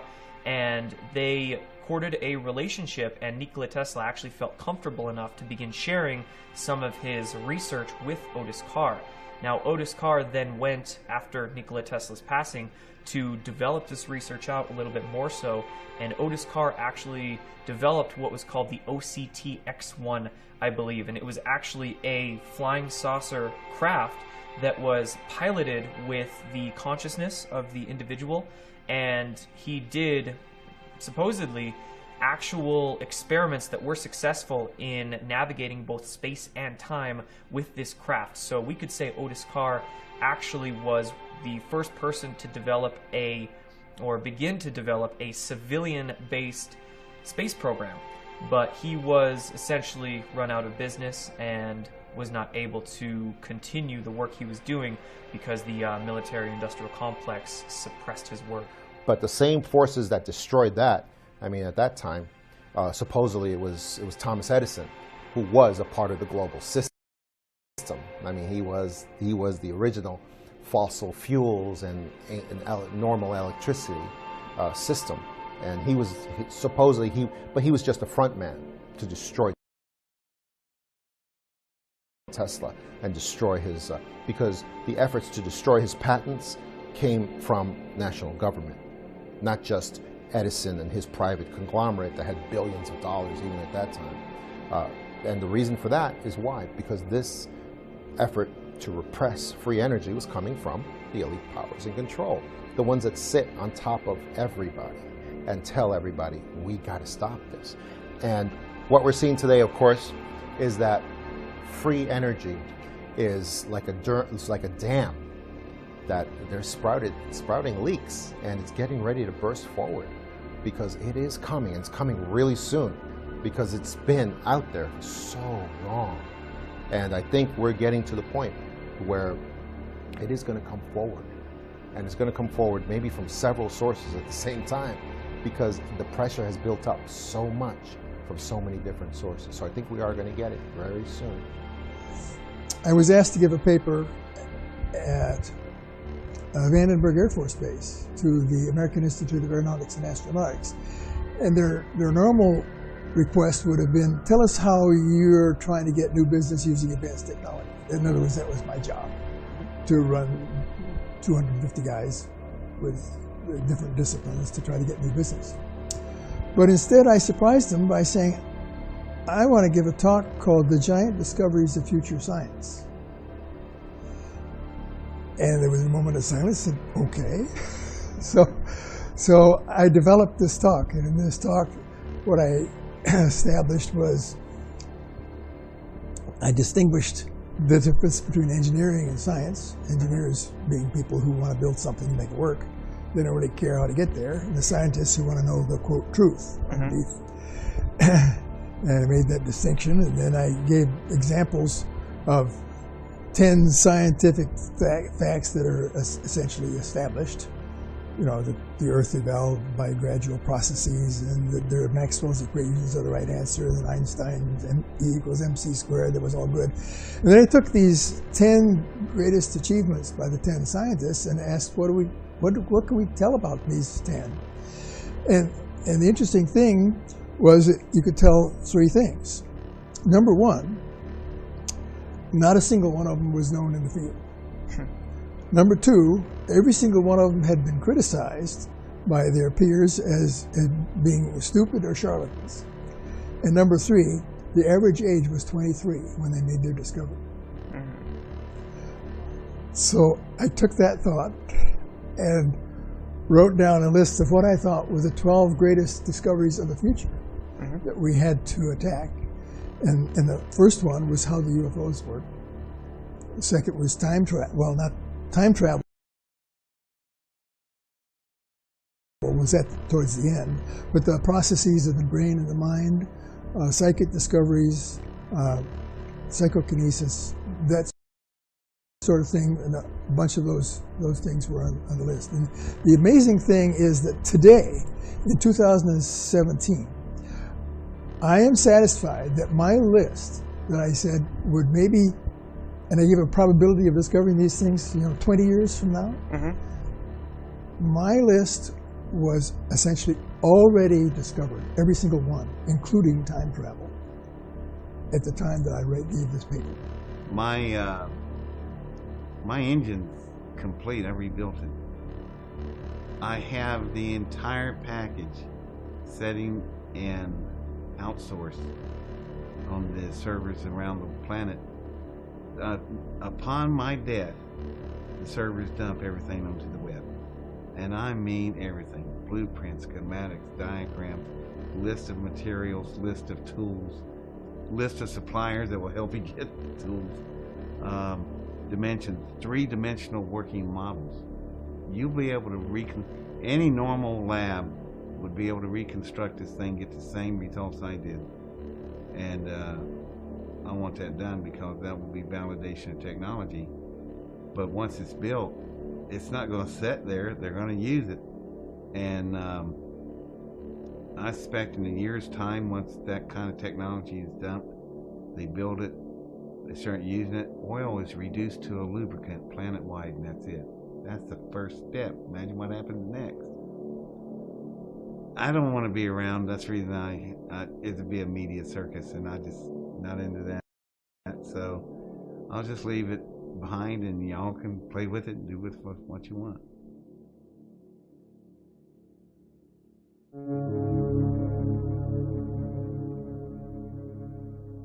So how do we hear all of this information and not feel disempowered?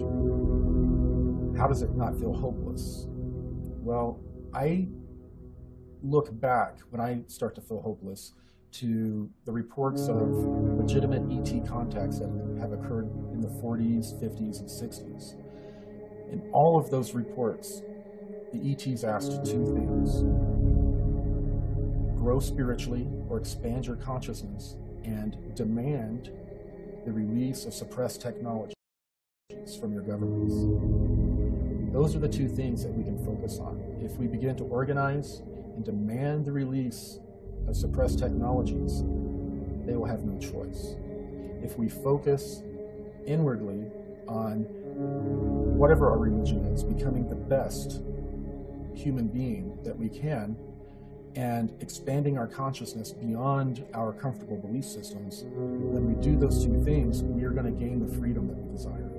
I started realizing that the cabal or the Illuminati or whatever you want to call them, they keep us fighting with each other intentionally because they know that the potential in our unified consciousness, should we ever come together and stop fighting with each other, is extremely powerful. And they have been using that energy against us, like farming and managing our consciousness in such a way that we spin out a version of reality from the thoughts they program into us that makes the Matrix, just like in the Matrix films. And so we have made the Matrix that's our prison. We made it from our consciousness and our thought that's been managed, farmed, programmed, and controlled. And if that's true, then we have the power within ourselves to come together and stop fighting with each other and remake the world. And emotion is key. We're not taught anything about how to deal with our emotions in this world. It's like a big black hole, and we just spurt emotional energy all over the place like an out-of-control garden hose. You know, would we waste money like that in most cases? Would we waste gasoline in our car that way? No. Well, we need to look at our emotional energy the same way, because that's the big key. And we have powerful emotions as human beings, and that means a lot of emotional power. But the only way we can wield it is to come together and find our commonalities and build on those, and stop looking at our ideologies that might divide us and our beliefs that might divide us. We've got to come together. We've got to focus on the fact we're all human beings. We all have hearts and souls and conscience. And we need to look at what brings us together, and then we need to take the emotional energy of that love and connection and make that really, really powerful, and then release it intentionally in waves of consciousness, energy, and power that can remake this world and the matrix it's based on in ways that we want for ourselves, for our children, for our grandchildren, for all the animals in the environment. We can remake it just through the power of consciousness. We can get full disclosure just through the power of consciousness. But we can only wield this energy together, and we can only wield it with love for each other and the planet. We're at the early stages of this movement, and every movement, you know, whether we're talking about the civil rights movement, the abolition movement, you know, the women's rights movement, it's always, once it reaches a kind of like a critical mass, then the political changes happen. So this is a very, very compelling story. I do believe that it's time for all of us to take a stand. We cannot simply step back and allow all these things to happen. Even if we don't fully believe everything that the people in this movie and other insiders like them have been saying, it's worthy of our consideration. Can we really afford to be so ignorant as to turn our backs on this information? We don't have the time to sit around and argue about whether this information is true. The planet is dying. We have economic collapse. We have mass starvation.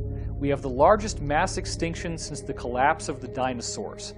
Our ecosphere is collapsing. We see the lack of water.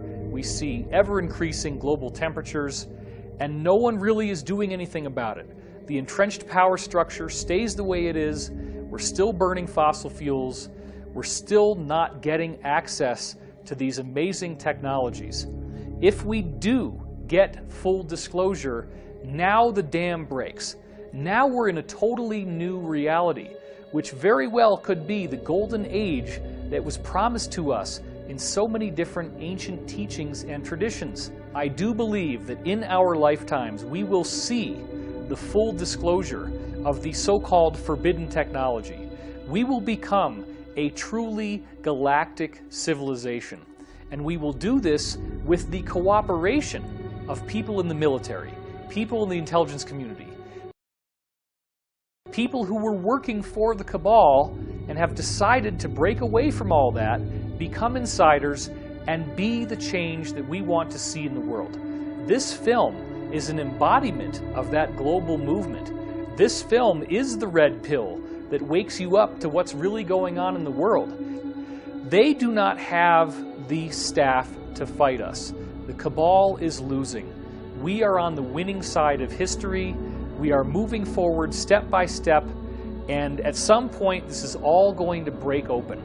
So when we raise consciousness, when we come together as a group, when we create this initiative, when we define what we want, by having that be our state of mind, we are literally transforming this planet into the golden oasis that it was always supposed to be, and the breathtaking future that we have been hearing about from so many ancient traditions. Whether you want to call it ascension, the golden age, whatever it is, I do believe it's possible, and it is up to us to co-create this amazing reality. Power in defense of freedom is greater than power in behalf of tyranny and oppression, because power, real power, comes from our convictions, which produce uncompromising action. Every daring attempt to make a great change in existing conditions, every lofty vision of new possibilities for the human race, has been labeled utopian. Like it or not, everything is changing. The result will be the most wonderful experience in the history of humanity, or the most horrible enslavement that you can imagine. We must draw our strength from the very despair in which we have been forced to live. We were born with potential. We were born with goodness and trust. We were born with ideals and dreams. We were born with greatness. We are the universe in ecstatic motion, and it does not require many words to speak the truth.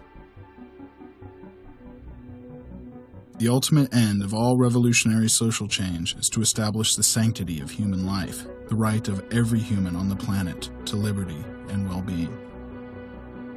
Do not allow yourself to get lost in the fear of change. Remember, the wound is the place where the light enters you. We are here to laugh at the odds and live our lives so well that death